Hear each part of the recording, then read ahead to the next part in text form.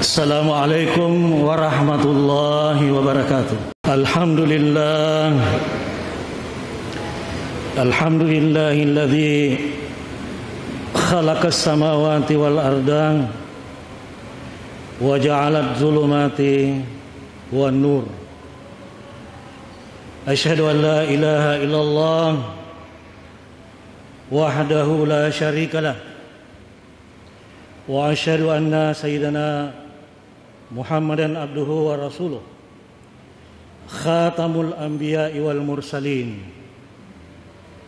Allahumma salli wa sallim ala sayyidina Muhammadin wa ala alihi wa ashabihi ajma'in. Amma ba'd. Ya ibadallah, usikum wa iyaya bitaqwallah. Faqad fazal muttaqun wa akhussukum ala ta'atillahi wa rasulih fi kulli waqtin la'allakum turhamun. Sidang jamaah Jumat yang mulia, syukur alhamdulillah, mari kita senantiasa panjatkan kehadirat Allah Subhanahu wa taala yang telah memberikan nikmat sehat dan kesempatan melaksanakan ibadah Jumat dalam rangka meningkatkan kualitas iman dan takwa kita kepadanya. Salam dan salawat senantiasa kita curahkan atas junjungan kita Nabiullah Muhammad sallallahu alaihi wasallam. Hadirin sidang jamaah Jumat yang berbahagia, ketika musibah bencana menyapu sebuah kampung dan hampir seluruh penghuninya binasa, maka salah seorang yang selamat bertanya kepada Imam Abul Lais, "Wahai Tuan Guru, mengapa malapetaka menimpa kami?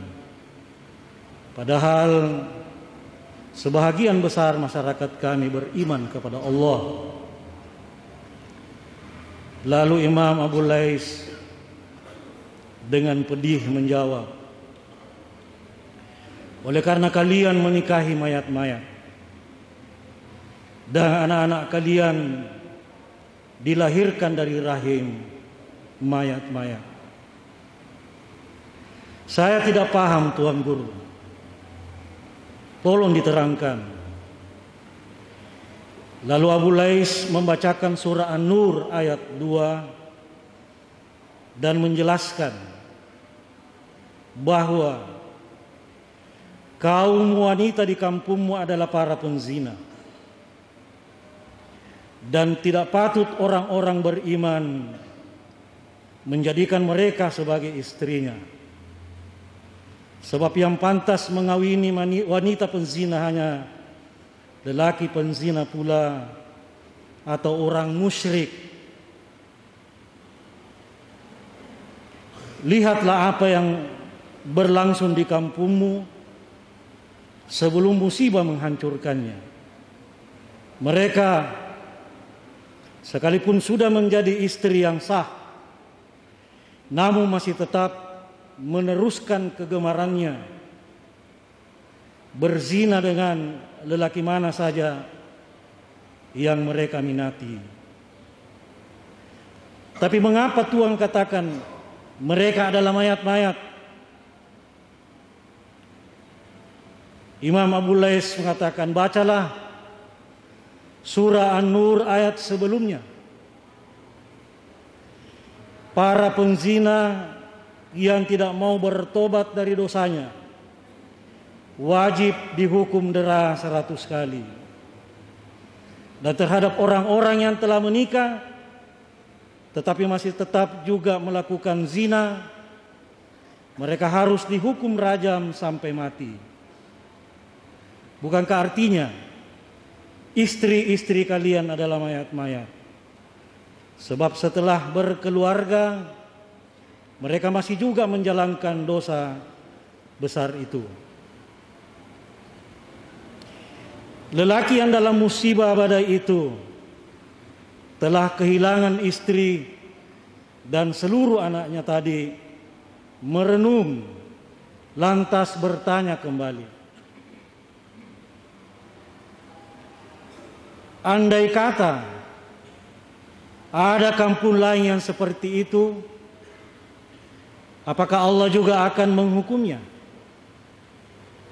Imam Abu Lais mengatakan, menjawab, tidak. Mereka lah yang menghukum diri sendiri. Kecuali jika mereka berhenti dari perbuatan zinanya. Sebab tiada dosa yang tidak diampuni selain menyekutukan Allah. Dan Dia Maha Pengampun lagi Maha Penyayang. Hadirin, peringatan ini sudah bergaung sejak berabad-abad yang lalu. Dan tiap kali malapetaka turun, seharusnya masing-masing kita memandang dan bertanya apakah kita termasuk salah satu penyebabnya.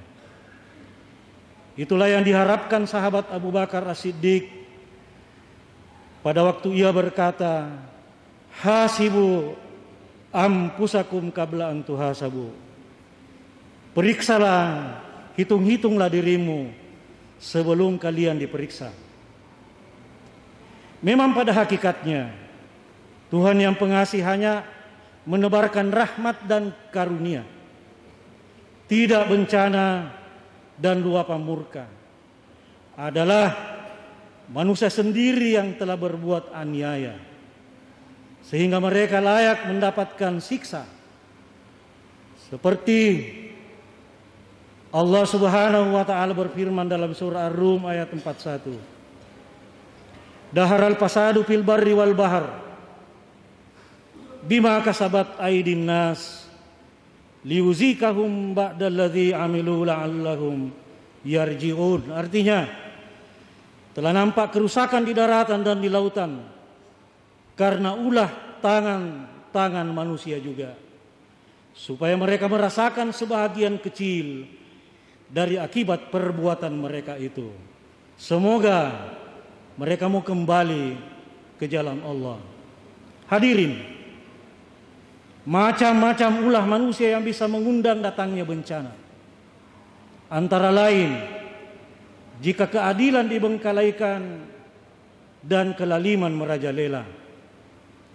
Seperti tatkala seorang gadis ningrat tertangkap basah mencuri seuntai kalung emas. Namanya Fatimah Al-Mahzuni, kemenakan atau ponakan panglima yang sangat terkenal Khalid bin Walid.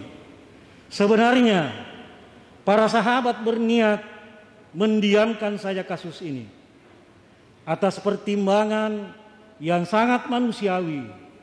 Kalau keluarganya yang bermartabat tinggi itu malu dan jatuh pamornya. Tetapi ketika Rasulullah sallallahu alaihi wasallam mendengar, beliau marah bukan kepalang dan beliau bersabda, innama ahlakallahu alladhina min qablikum bi annahum idza saraka fihimus syarif tarakuhu wa idza saraka fihimud dhaif fa aqamu alaihil hadda. Artinya, sesungguhnya Allah telah menghancurkan umat sebelum kalian, sebab bila di antara mereka ada tokoh terhormat mencuri, diabaikan saja. Tetapi kalau rakyat kecil yang melakukannya, dijatuhkanlah hukuman yang seberat-beratnya. Mungkin ini yang disebut dengan hukum itu tajam ke bawah, tetapi tumpul ke atas. Kita harus hati-hati bahwa di negara kita ini kenyataannya sudah banyak kasus yang kita lihat di media sosial. Hadirin, juga bencana akan menimpa apabila masyarakat telah terbius oleh kemewahan kemewahan harta, sampai berkecamuk persaingan dan sikut menyikut tanpa tenggang rasa. Al-Kisah, Abu Ubaidah bin Jarrah ketika baru pulang dari Bahrain membawa hasil pajak penduduk setempat untuk dibagikan kepada masyarakat Madinah sebagai imbalan pemerintah pusat yang melindungi dan menjaga keamanan negeri tersebut. Hasil pajak itu lalu diserahkan kepada Rasulullah yang akan membagikannya secara adil. Berita ini dengan cepat tersebar di segenap pelosok Madinah. Maka pagi-pagi sekali, tidak seperti biasanya, masyarakat sudah berduyun-duyun mendatangi Masjid Nabawi untuk menunaikan salat subuh bersamanya. Seusai salat, Nabi berdiri dengan terenyuh dan berkata, "Aku sudah menduga yang berjamaah pagi ini pasti jauh lebih banyak dari kemarin. Karena kalian memang benar bahwa kedatangan mereka ke masjid bukan bertujuan ikhlas hendak beribadah, melainkan karena mengharapkan pembagian harta."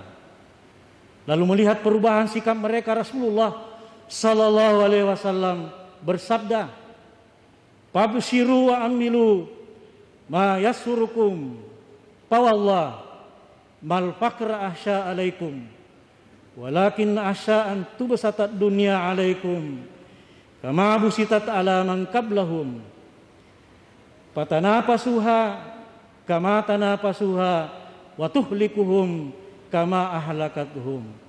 Hadis riwayat Bukhari. Artinya, bergembiralah kalian dan renungkanlah apa sesungguhnya yang menyebabkan kalian bergembira. Demi Allah, kata Nabi, bukan kemiskinan kalian yang mengkhawatirkan perasaanku. Sebaliknya, aku justru perih, aku justru ngeri andai kata kemewahan dunia telah kalian peroleh, sebagaimana pernah dijalani oleh umat sebelum kalian. Maka pada waktu itu kalian akan saling mementingkan diri sendiri, seperti juga diperbuat oleh mereka. Lalu sifat itu akan menghancurkan kamu. Sama halnya sifat yang serupa telah membinasakan mereka. Akhirnya hadirin kalian, mari kita berikhtiar dengan mengamalkan amalan yang insya Allah dapat menolak bala atau bahaya. Antara lain, mari kita perbanyak istighfar. Allah Subhanahu wa taala berfirman dalam Al-Qur'an surah Al-Anfal yang artinya, kami tidak akan menurunkan azab bencana selama mereka masih beristighfar.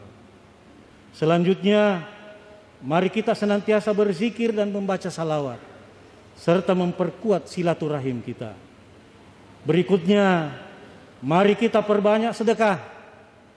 Rasulullah sallallahu alaihi wasallam bersabda, "Bersegeralah bersedekah, sebab yang namanya bala tidak pernah mendahului sedekah. Belilah semua kesulitanmu dengan sedekah dan obatilah penyakitmu dengan sedekah." Aqulu qouli hadza fastaghfiruhu innahu huwal ghafurur rahim.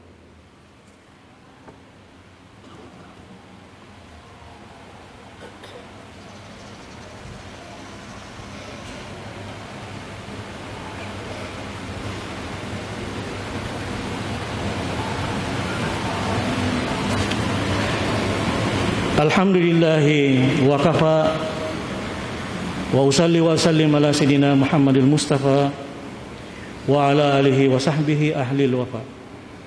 Asyhadu an la ilaha illallah wahdahu la syarika lah wa asyhadu anna sayyidina Muhammadan abduhu wa rasuluh.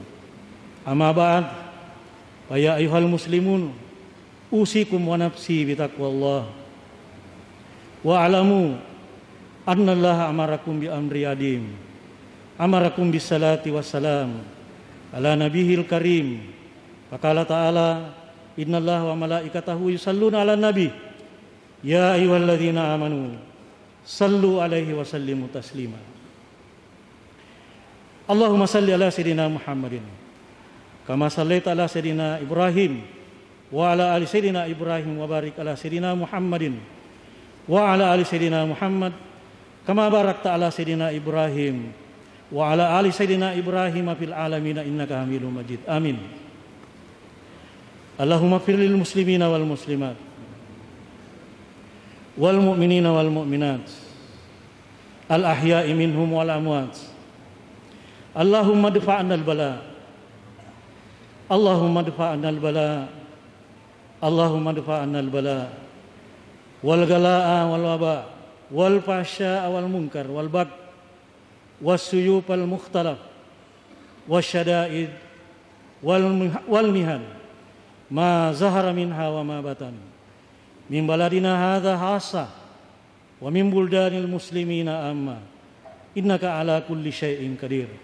Rabbana atina fid dunya hasanah wa fil akhirati hasanatan wa qina adzabannar. Ibadallah, innallaha ya'muru bil 'adli wal ihsan wa ita'i dzil qurba wa yanha 'anil fahsya'i wal munkari wal bagh ya'idukum la'allakum tadhakkarun wa la dzikrullahi akbar wallahu ya'lamu ma tasna'un. Aqimissalam.